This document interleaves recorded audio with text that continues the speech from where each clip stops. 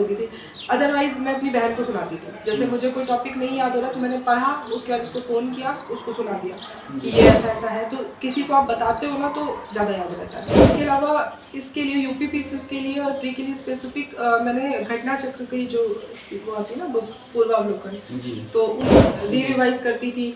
जो जैसे ज़्यादा लगता था इम्पोर्टेंट तो मेरे पास डायरी होती थी, कुछ चीज़ें मैं अपनी डायरी पे नोट कर लेती थी। तो ऐसे ही मतलब शॉर्ट नोट्स पाती थी, बट नोट्स नहीं बना पाई, नोट्स के लिए टाइम नहीं मिलता था एक्चुअली। हेलो फ्रेंड्स, स्वागत है एक बार फिर से एक नए वीडियो में। तो फ्रेंड्स, जैसा कि आप जानते हैं कि इस समय हम डेली यूपीपीसीएस रिजल्ट आया है और एक एक करके हम टॉपर टॉक करा रहे हैं, जिनका सिलेक्शन हो रहा है। सारी चीज़ें प्रीलिम्स मेंस इंटरव्यू एक एक करके कवर करेंगे। और इसी की सीरीज में आज के हमारे गेस्ट हैं दीपिका सचान मैम। और मैम की आज जर्नी के बारे में जानेंगे, इसके साथ साथ जानेंगे कि मैम कितने समय से तैयारी कर रही थी, एक एक करके सब कवर करेंगे। सो मैम, हमारे तरफ से और जो भी बस वीडियो देख रहे हैं उनकी तरफ से अपना कीमती समय देने के लिए आपका स्वागत है हमारे चैनल पर। Thank you. और सो एक बार फिर से मैम जानेंगे कि आपका नाम क्या है और आप कहाँ से हैं, एक एक करके आपकी स्कूलिंग कहाँ से हुई, एजुकेशन बैकग्राउंड क्या है, बताइए। मेरा नाम दीपिका सचान है जी, और मैं कानपुर से बिलोंग करती हूँ। मेरी जितनी भी एजुकेशन है वो पूरी कानपुर से ही हुई है जी। उसके बाद मेरा ग्रेजुएशन आईआईटी कानपुर से है और फिर मैंने सिविल सर्विसेज की तैयारी की। और मैम आईआईटी कानपुर से पढ़ने के बाद आपको पैकेज भी मिला होगा आईआईटी, लेकिन क्या पैकेज मिला था मैम? जी मुझे मिला था 22 लाख का पैकेज था मेरा। जी, तो फिर ऐसे मतलब पैकेज मिलने के बाद इतनी अच्छी खासी जॉब, क्या मोटिवेशन रहा कि यहाँ सिविल सर्विसेज में आई? सिविल सर्विसेज का मोटिवेशन काफ़ी मतलब पहले से ही था, पर स्टार्टिंग में ऐसा होता है कि सबके मन में डर होता है कि पता नहीं होगा नहीं होगा। जी। तो उस अनसर्टेनिटी की वजह से ये हुआ कि पहले जॉब ले लो, करियर सेटल कर लो, फिर अगर वापस लगता है कि कभी करना है तो फिर कर लेना। तो बस वही था, जॉब कर रहे थे कि चल रही थी, पर फिर लगा कि एक मतलब बेटर है कि अभी कर लो, नहीं तो बाद में लाइफ लॉन्ग रिग्रेट रहेगा। एक बार मन है तो ट्राई करके देखो। बस वहीं से सोचा कि यार चलते हैं वापस सिविल सर्विसेज की तैयारी करते हैं। तो मैम इस एग्जाम में आपका मीडियम और ऑप्शन क्या रहा? एग्जाम में मेरा मीडियम इंग्लिश था और ऑप्शनल केमिस्ट्री था। जी, आपने पूरा बैकग्राउंड नहीं केमिस्ट्री का था। हाँ, मेरा ऑप्शनल केमिस्ट्री रखने के पीछे पूरा रीज़न यही था कि मेरा जो बैकग्राउंड है वो हमेशा से टेक्निकल वाला रहा है। पीसीएम में मैंने मतलब 10th 12th पूरा साइंस से किया हुआ है। तो मेरे ग्रेजुएशन में भी केमिस्ट्री एक सब्जेक्ट था। तो इसलिए फिर मैंने केमिस्ट्री ऑप्ट किया कि जिसमें एक्सपर्टीज़ है उसी में जाते हैं। कितने समय से मैं तैयारी कर रही थी यूपीपीसीएस की और एक कौन सा अटेम्प्ट रहा? जी, मैं 2020 से तैयारी कर रही हूँ सिविल सर्विसेज की जी, और ये मेरा सेकंड अटेम्प्ट था। इसके साथ साथ कोई यूपीएससी के भी आपने एग्जाम दिया है एक दो टाइम? हाँ, यूपीएससी का मैंने एक बार एग्जाम दिया है, पर मेरा प्रीलिम्स क्वालिफाई नहीं हो पाया था। 6 मार्क्स से मेरा प्रीलिम्स रह गया था। जी, थोड़ा सा जानेंगे मैम कि कोई कोचिंग लिए थे या फिर सेल्फ स्टडी तब यहाँ तक पहुँची? नहीं, सेल्फ स्टडी ही है, कोचिंग तो नहीं हो पाई थी। तो कोविड भी आ गया था और बहुत सारी चैलेंजेस आ गए थे, तो फिर कोचिंग तो नहीं हो पाई थी। सेल्फ स्टडी से ही हो गया। तो अभी तैयारी तो चल ही रही होगी मैम, और इस बार एसटीएम के लिए एग्जाम का तो मतलब फॉर्म भरे होंगे? हाँ, फॉर्म तो भर दिया है, लेकिन जब से रिजल्ट आया है पढ़ाई नहीं हो पाई है। हालांकि ट्राई करूँगी कि हाँ एसडीएम के लिए डेफिनेटली ट्राई तो करूँगी। सो इसके लिए आपने क्या कंटेंट फॉलो किया था, उसके लिए थोड़ा बताइए। प्रीलिम्स के लिए मैंने majorly study for civil services के जो फ्री इनिशिएटिव्स होते हैं, फ्री वीडियोस होते हैं, उनको फॉलो किया है। दोनों ही बार मैंने उसी चीज़ को फॉलो किया था।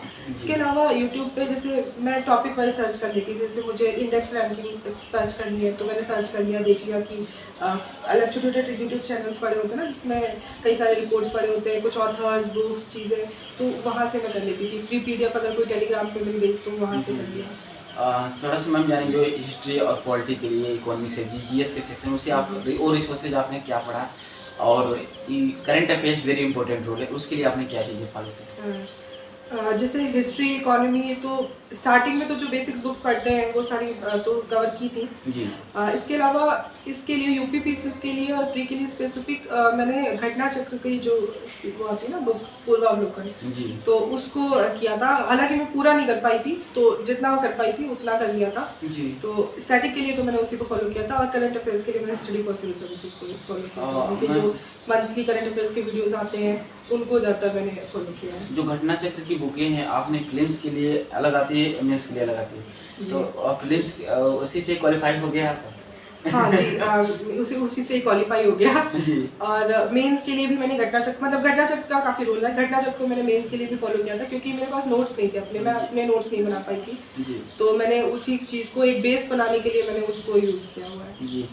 थोड़ा सा मैम जानेंगे जो घटना चक्र की जो फिल्म्स की बुकें होती काफ़ी मतलब वैकल्पिक रहती है, और नीचे जो है कि डिस्क्रिप्शन में रहता है, तो उसे कैसे आपको प्रिपेयर करती थी, कोई नोट्स बनाती थी उसकी, या फिर जो हर टॉपिक तो याद नहीं रहता है, तो कैसे मतलब अपने आप को याद रखते हैं? मैं हाईलाइट कर लेती थी, री रिवाइज करती थी।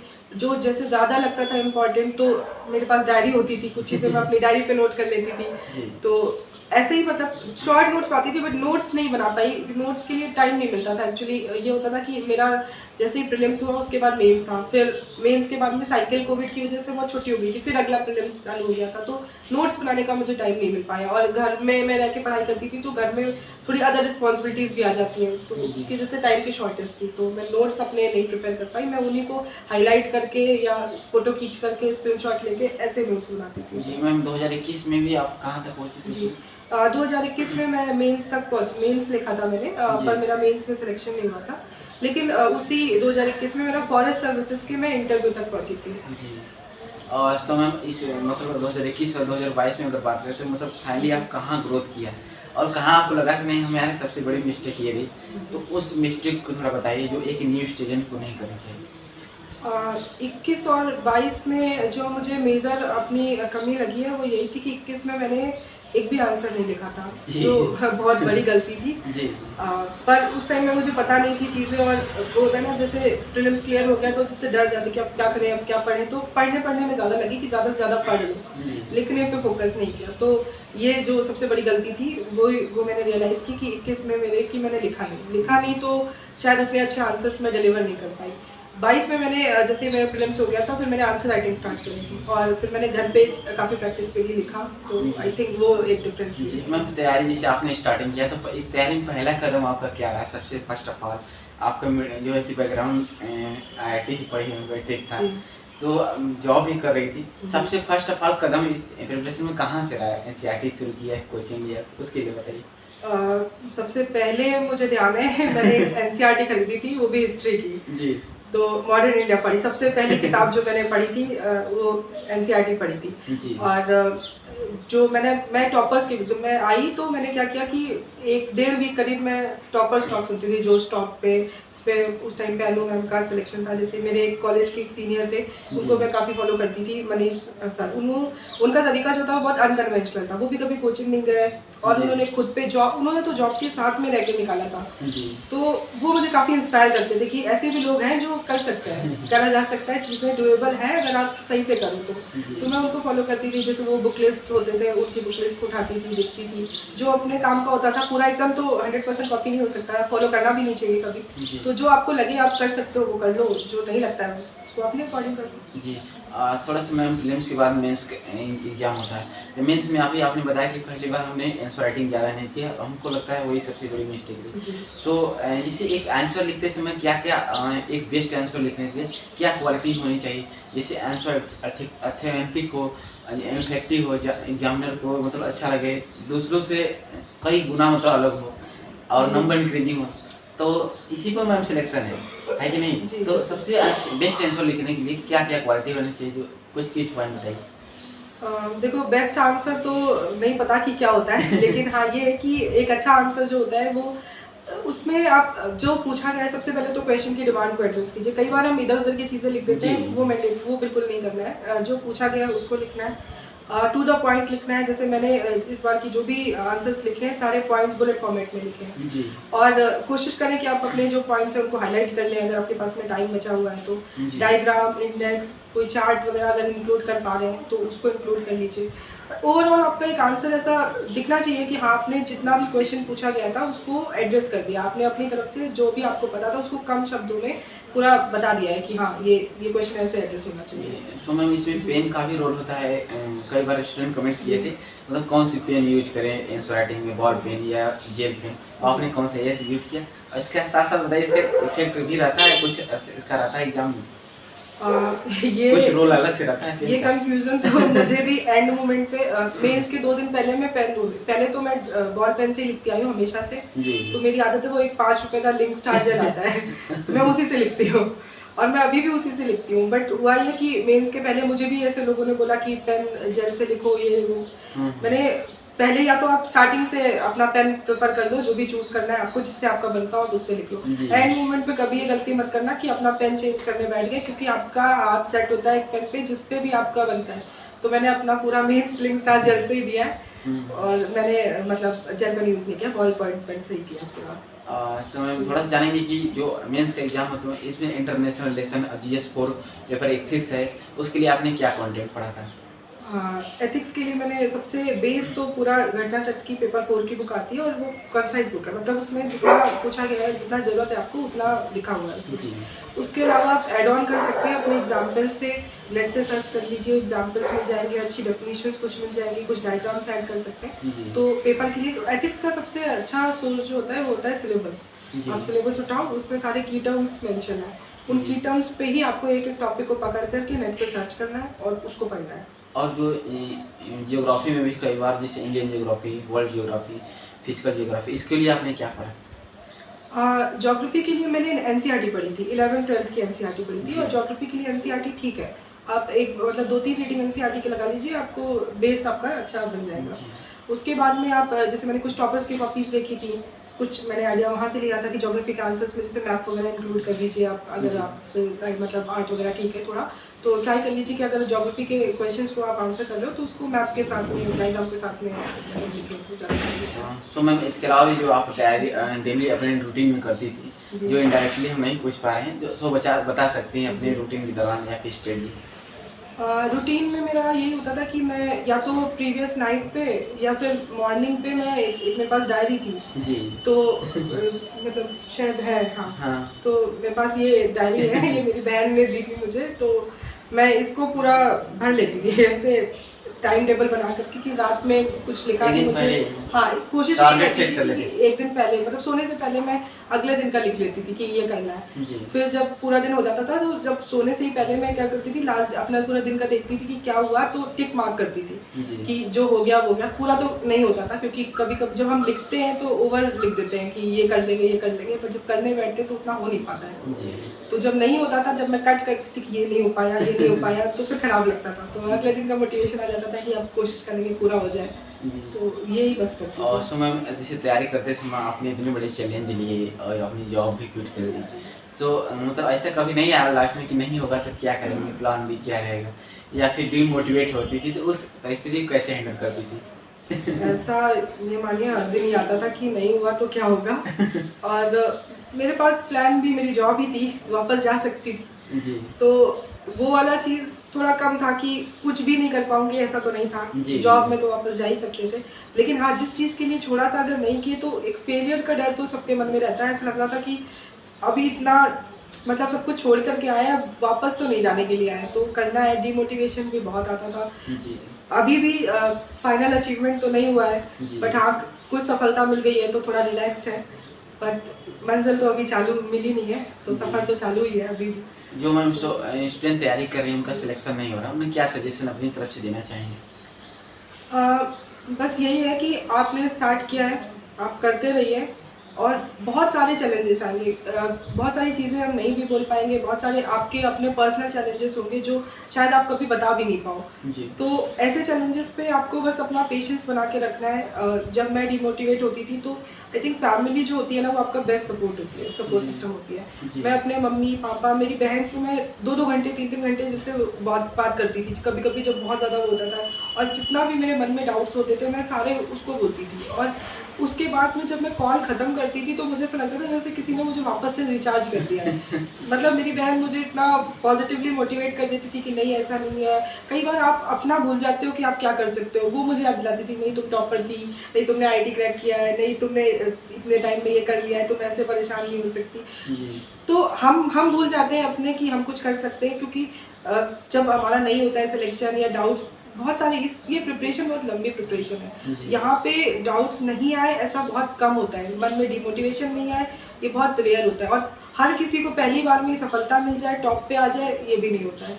तो लंबी जर्नी है, आराम से पेशेंस के साथ ही बितानी पड़ेगी। तो धैर्य रखिए, करते रहिए, होगा ज़रूर, टाइम लग सकता है पर होगा। ये बात मुझे बहुत मतलब मेरे पापा बोलते थे और मैं यही बात सबको बोलती हूँ कि पेशेंस रखिए, टाइम लग सकता है बट रिजल्ट आता है। आप मेहनत करोगे तो रिजल्ट आएगा। जी।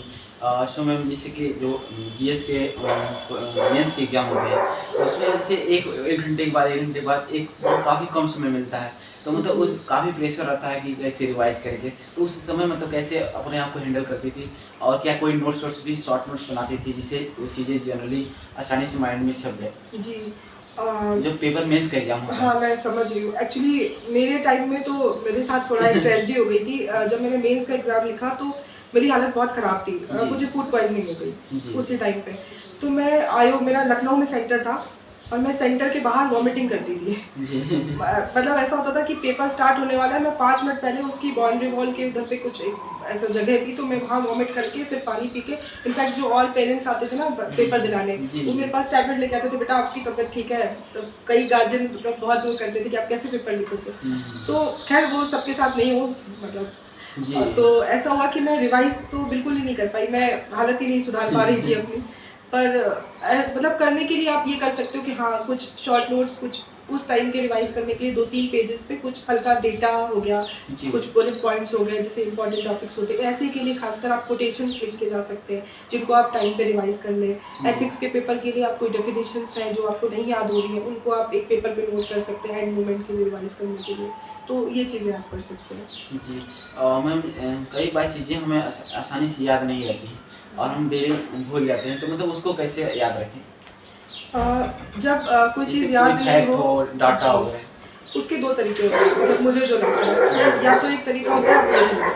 कई बार जब कोई नहीं मिलता था तो मैं डायरी पे लिखती, जब मैं खुद लिखोगे आप तो आपको याद रहेगा, दोबारा पलटोगे तो। मेरा तो पूरा टाइम मतलब मेरी डायरी, तो अगर नहीं याद हो तो 2 तरीके, या तो आप किसी को ग्रुप पे किसी डिस्कशन में आप मम्मी को बता दो, उनको नहीं समझ में आएगा बट आप बता दोगे तो आपको याद हो जाएगा, ये उनको जितना समझ में आ जाएगा ठीक है, नहीं उनको क्या करना है, तो आप किसी को भी पकड़ लो, छोटे बच्चे को पकड़ लो, कुछ सुनाने लग जाओ कि ये देखो ऐसा ऐसा होता है, पता ये ऐसा होता है, तो उससे याद हो जाता है। मैम, इस तरह शॉर्ट नोट्स भी बनाती थी, और शॉर्ट नोट्स बनाते समय मतलब किन चीज़ों का ध्यान रखें, ज़्यादा लेंदी ना हो?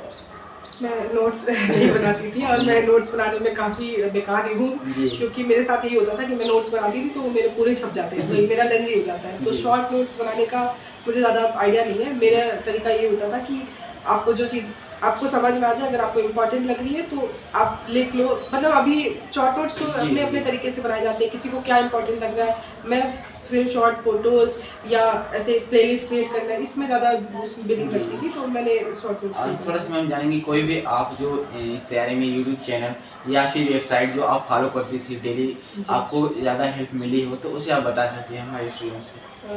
जैसे न्यूज़पेपर के लिए मैं वैसे द हिंदू पढ़ती हूँ बट कभी कभी नहीं पढ़ पाती थी, तो जैसे द हिंदू के एनालिसिस है, दीपक यादव एजुकेशन चैनल करके, स्टडी IQ के कुछ मतलब जो ऐसे छोटे छोटे शॉर्ट वीडियोस आते हैं जो एक्सप्लेन करते हैं किसी करंट अफेयर्स को, किसी इशू को, कुछ चीज़ें वहाँ से फॉलो करती थी। स्टडी फॉर सिविल सर्विसेज है, उनके स्पेशली UPPCS के लिए जो प्री के रिगार्डिंग मटीरियल रहता है, फ्री मटेरियल ही काफ़ी कुछ है, तो आप उसको भी रेफ़र करती थी। UPSC हिंदी है, उनका मेंस के लिए उनके कुछ वीडियोस पड़े हुए थे गाइडेंस की कि कैसे आंसर लिखे। जैसे आपने पूछा कि एक आंसर में क्या होना चाहिए, तो गौरव सर है वहाँ पे, तो उन्होंने एक्सप्लेन किया हुआ है कि एक आंसर कैसा होना चाहिए, कैसा लिखना चाहिए, क्या क्या पॉइंट्स इंक्लूड करें। उसके बाद में मैंने टॉपर्स टॉक देखी, टॉपर्स की कॉपियाँ देखी, जो मतलब मैं देख सकती थी। ये मेरे मेजर सोर्स रहे हैं। और जो आपने टेलीग्राम चैनल ज्वाइन किया तो उसे भी मैम थोड़ा बताइए।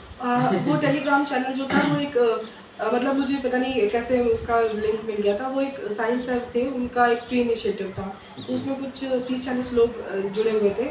उसमें डेली 4 या 5 क्वेश्चंस लिखने होते थे। सर पोस्ट करते थे सुबह और आपको 1-1.5 घंटे के अंदर, 2 घंटे के अंदर लिख कर डालने होते थे। डालने के बाद में सर बस मार्क्स और रिव्यू देते थे, तो वो मार्क्स और रिव्यू से ना आपको पता चल जाता था कि आपका आंसर कैसा जा रहा है। तो मुझे वहाँ से धीरे धीरे पता चला कि अच्छा अब इम्प्रूव हो रहा है। जैसे पहले कम मार्क्स आए, फिर ज़्यादा मार्क्स आए, कभी कभी सर तारीफ़ कर देते थे कि नहीं आपका ये वाला आंसर बहुत अच्छा जा रहा है, तो वहाँ से ठीक हुआ। तो अगर नहीं याद हो तो 2 तरीके, या तो आप किसी को ग्रुप पे किसी डिस्कशन में आप मम्मी को बता दो, उनको नहीं समझ में आएगा बट आप बता दोगे तो आपको याद हो जाएगा, ये उनको जितना समझ में आ जाएगा ठीक है, नहीं उनको क्या करना है, तो आप किसी को भी पकड़ लो, छोटे बच्चे को पकड़ लो, कुछ सुनाने लग जाओ कि ये देखो ऐसा ऐसा होता है, पता ये ऐसा होता है, तो उससे याद हो जाता है। मैम इस तैयारी में शॉर्ट नोट्स भी बनाती थी, और शॉर्ट नोट्स बनाते समय मतलब किन चीज़ों का ध्यान रखें, ज़्यादा लेंदी ना हो?